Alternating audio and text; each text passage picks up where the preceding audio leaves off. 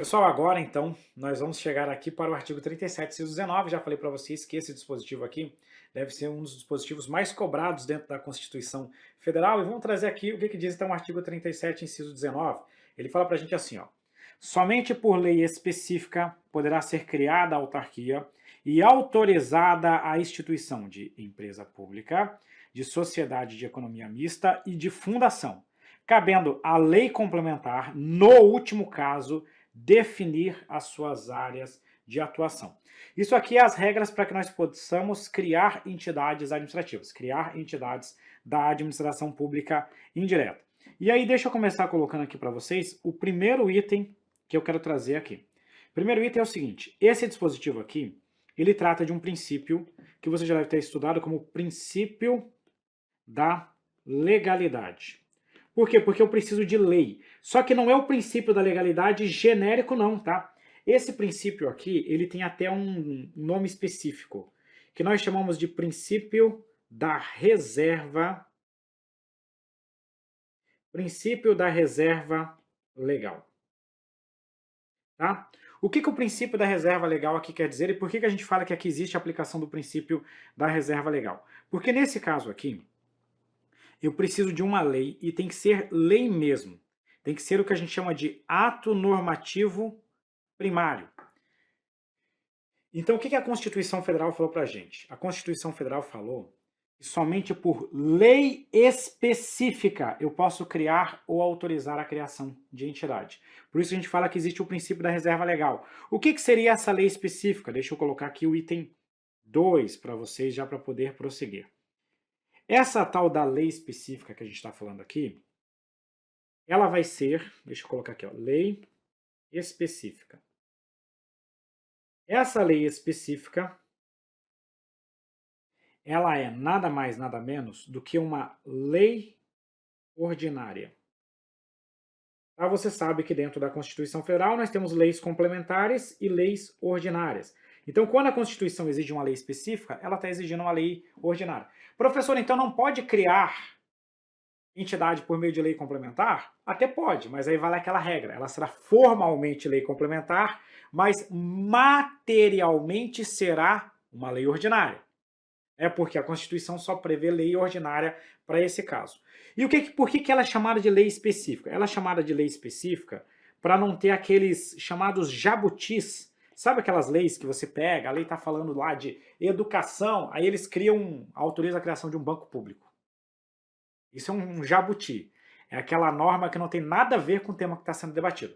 Não pode isso. A Constituição Federal prevê que a lei tem que ser específica. Ou seja, a lei, o conteúdo dessa lei, tem que tratar da matéria relativa à área de atuação da entidade administrativa.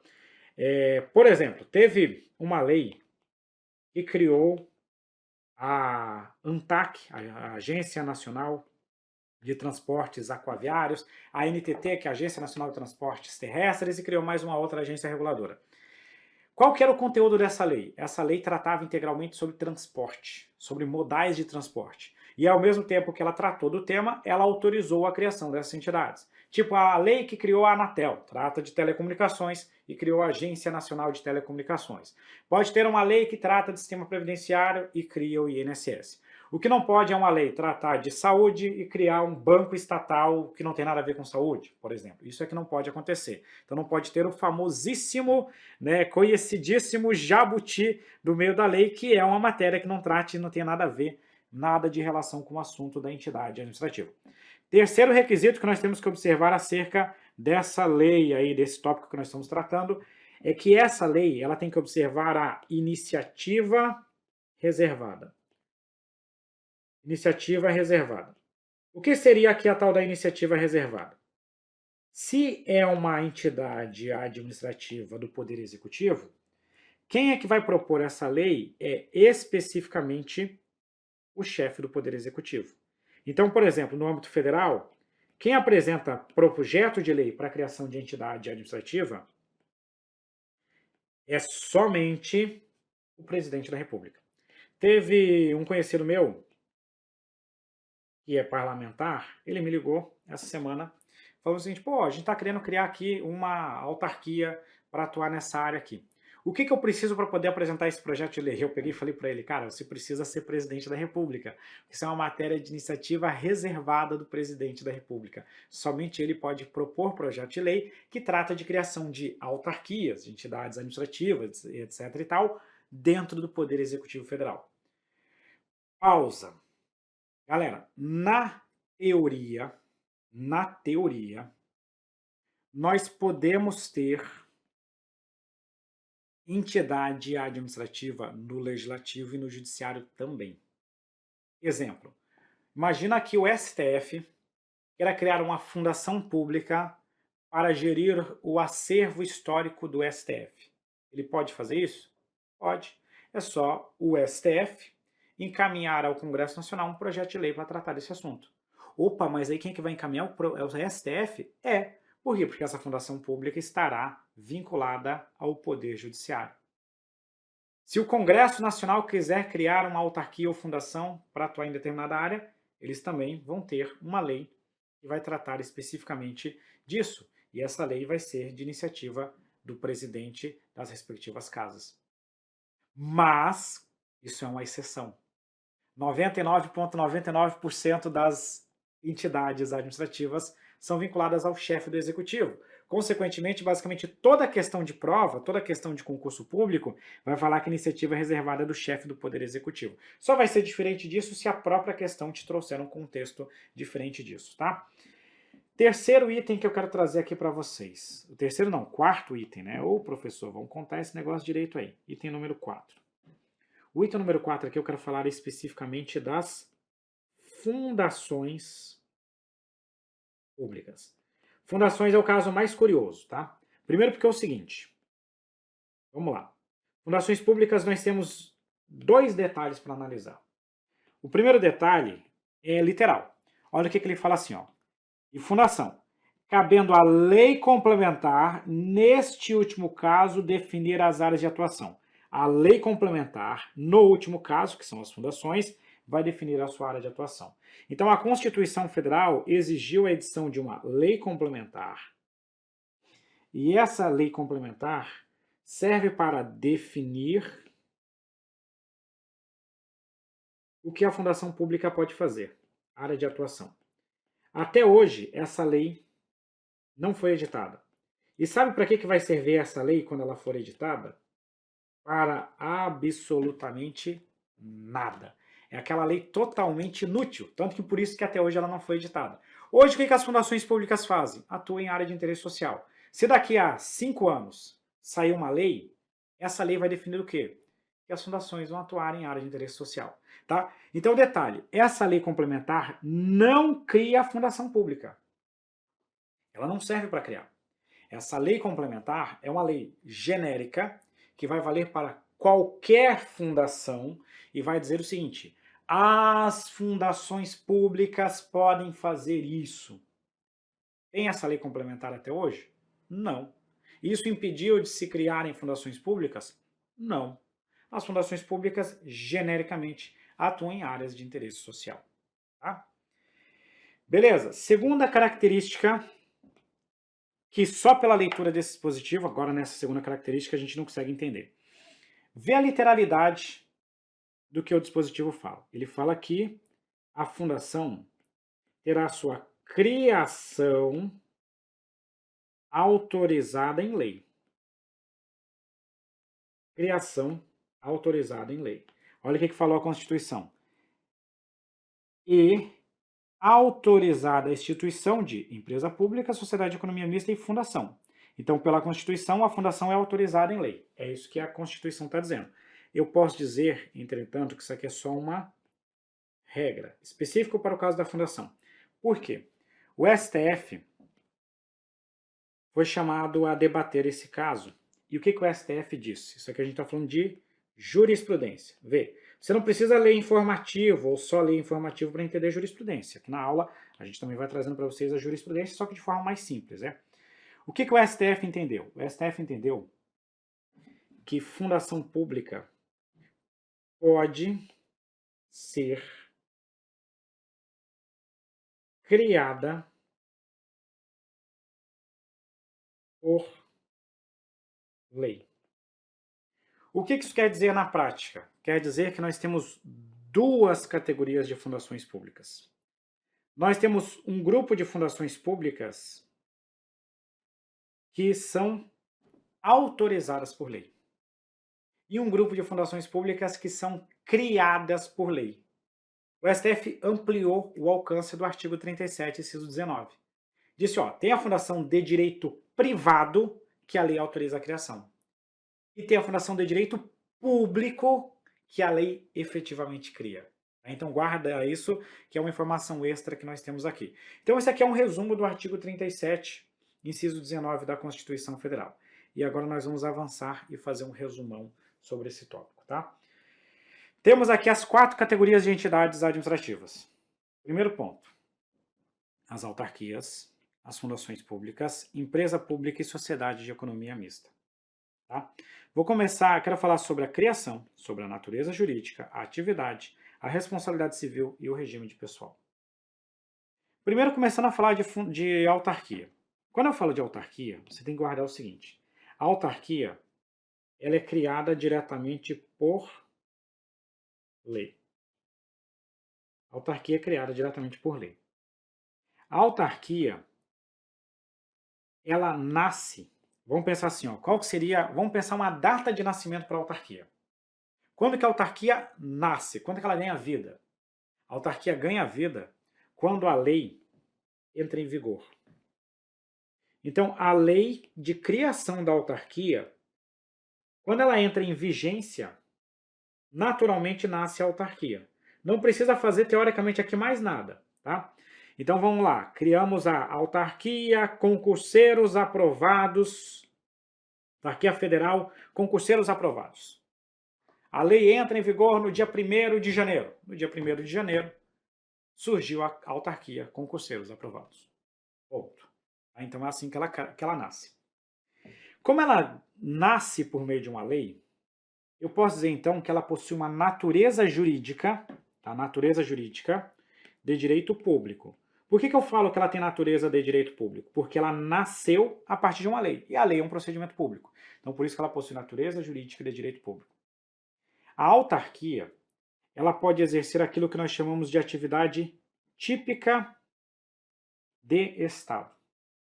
Ou seja, ela pode exercer aquilo que nós chamamos de atividade exclusiva, que só o Estado poderia prestar. Por exemplo, você pode ter autarquia, eu sei que poder de polícia tem umas polêmicas, tá? Que hoje em dia isso tem evoluído, mas eu vou ficar aqui na essência, tá? Só na teoria. Poder de polícia, teoricamente, seria uma atividade exclusiva de Estado, e quem exerce é a autarquia. O trabalho de fiscalização e regulamentação que as agências reguladoras, Anatel, Anvisa, ANTAC, ANS, etc. e tal, exercem, só o Estado pode fazer. E aí a autarquia pode fazer. Tem algumas prefeituras municipais que constituem as suas guardas municipais como autarquias. E esse é um serviço típico de Estado. Pode ser autarquia também. Não quer dizer que toda autarquia exerce atividade típica. Porque é só você pensar, o Estado, a prefeitura, o governo, a União, só faz atividade típica de Estado? Não. Por exemplo, saúde, educação não são atividades típicas de Estado. E a administração pública também presta esses serviços, dada sua característica social. E tem a autarquia, que é Universidade Federal. Ou seja, não é uma atividade típica de Estado. Mas para a prova, você guarda a essência. Se a questão de prova te perguntar o que a autarquia faz, exerce atividade típica de Estado. É isso que você vai responder. Tá? Em que pese ela também possa fazer outras tarefas, mas ela essencialmente exerce atividade típica de Estado. Quarta característica da autarquia, responsabilidade civil. Professor, eu não sei nem o que é responsabilidade civil, como é que eu vou saber o que a autarquia faz nesse caso? Responsabilidade civil é o dever de reparar os prejuízos causados a terceiros. Exemplo, o motorista do INSS bateu num carro de terceiro. Quem responde por esse prejuízo é o INSS. E é uma responsabilidade objetiva. Se você não entende disso, a gente vai ter uma aula específica só para isso. Mas só para te adiantar, significa dizer que o INSS, no meu exemplo, uma agência reguladora, seja o que for, as autarquias, Elas respondem mesmo que os seus agentes não tenham cometido qualquer ilícito, mesmo que os seus agentes não tenham agido com dolo ou culpa.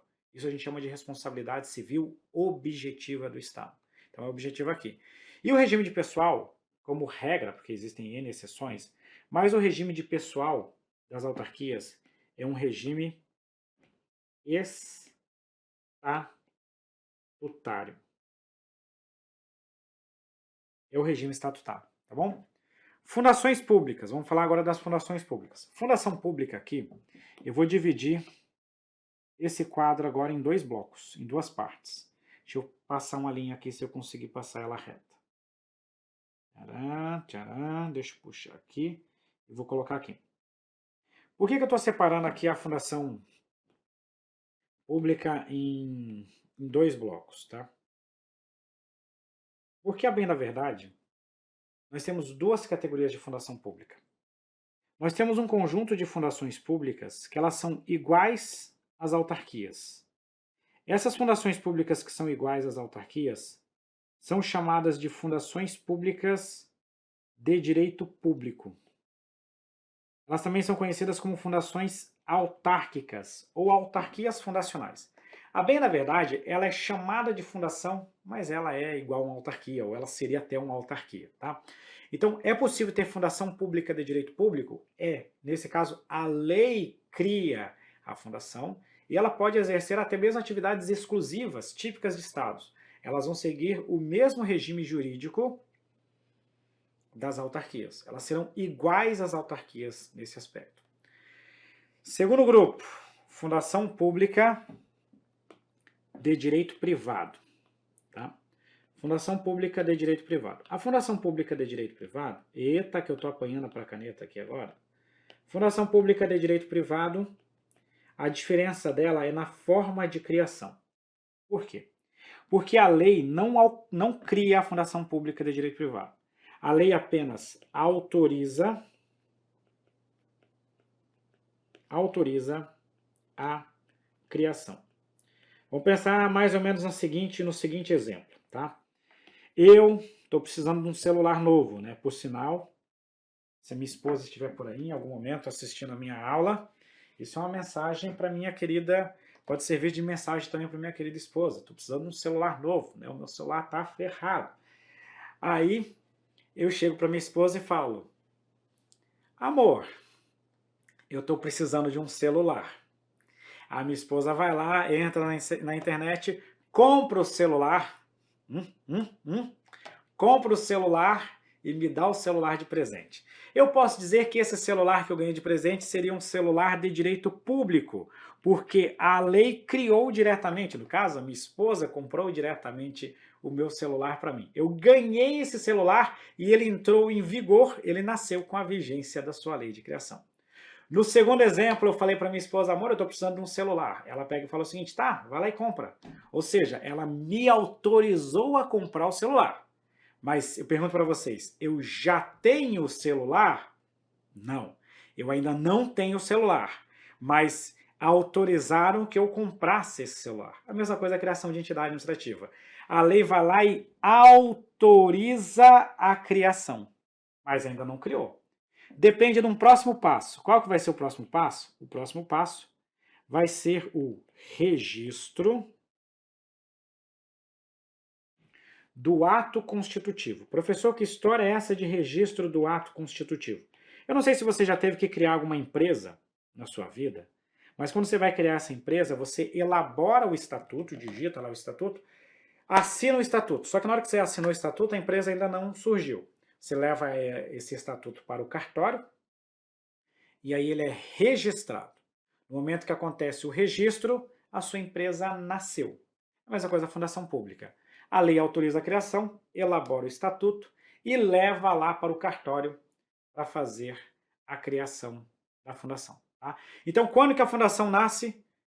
Um registro do ato constitutivo. É a mesma coisa que criar uma fundação privada, a mesma coisa que criar uma empresa particular. A única diferença é que antes nós precisamos de uma autorização legislativa, certo?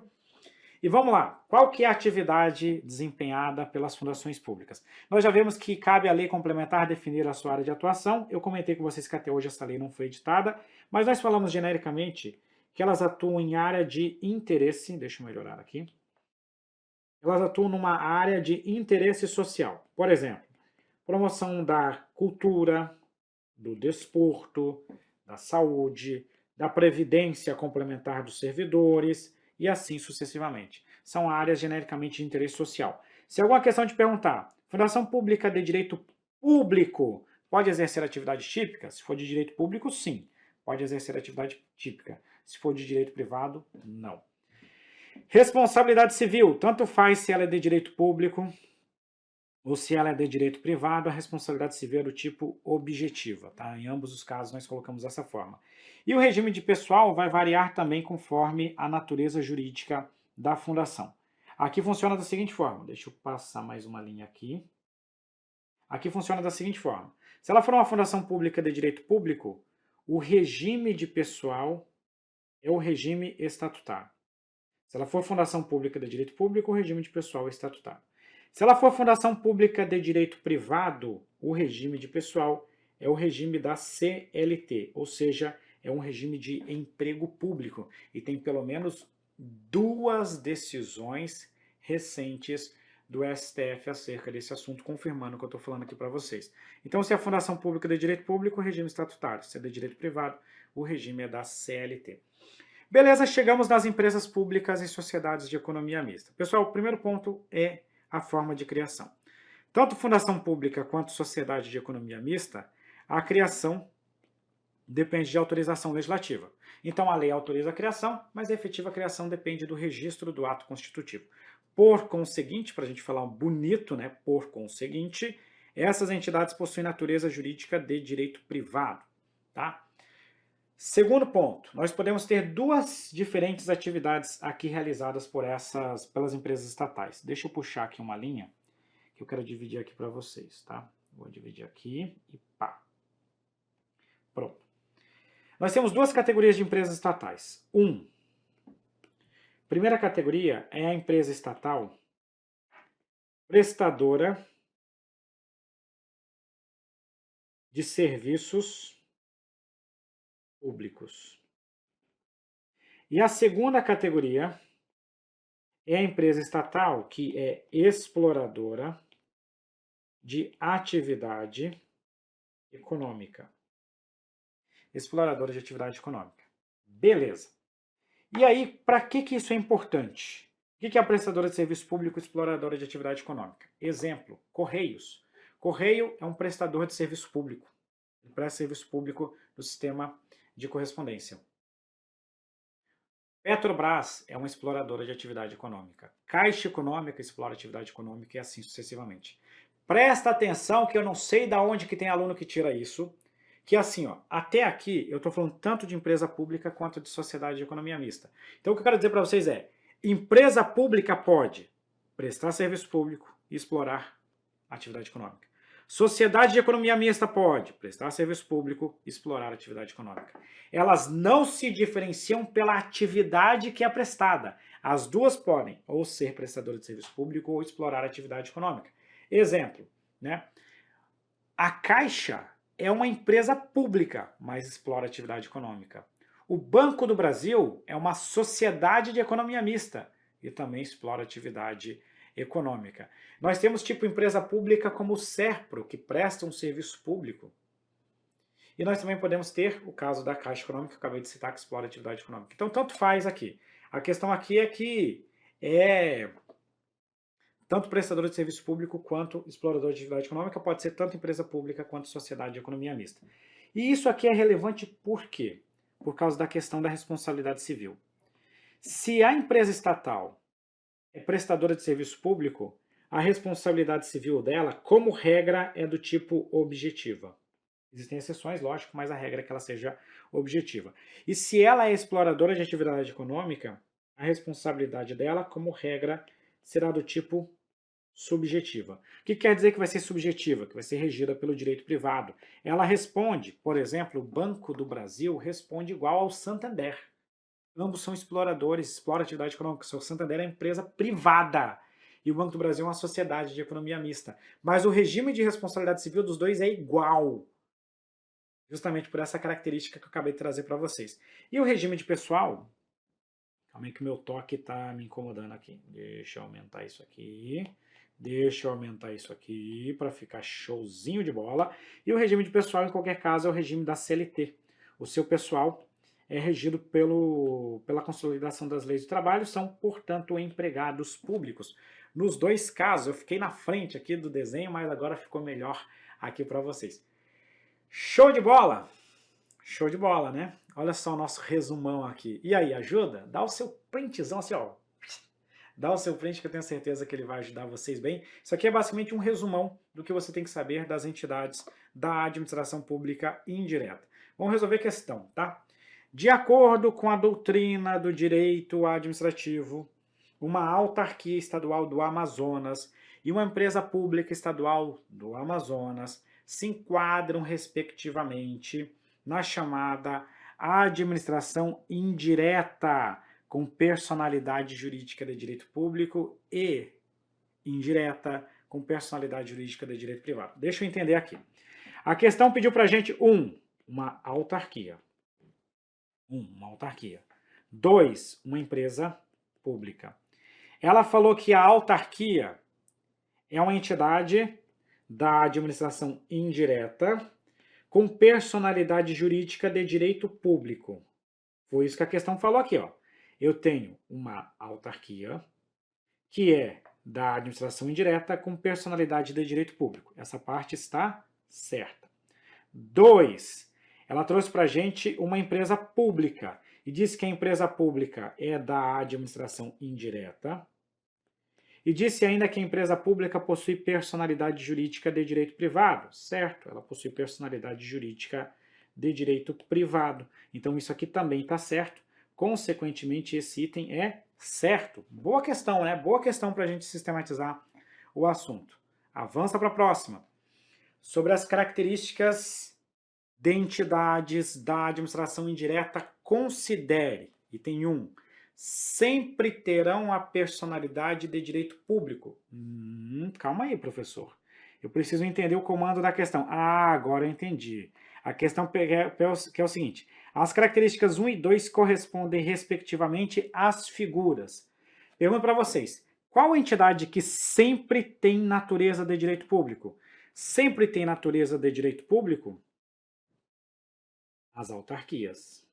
Então eu já sei que o item 1 se refere às autarquias, certo? Esse é o primeiro item. Segundo item. Poderão assumir a personalidade de direito público ou de direito privado, a depender de sua lei de instituição ou autorização. Aí o que vem na sua cabeça? De imediato, vem na sua cabeça o seguinte, direito público ou direito privado? Professor, provavelmente essa questão aqui está falando de fundação. Fundação pública. Lembrando, né? Fundação pública pode ser fundação pública de direito público e fundação pública de direito privado.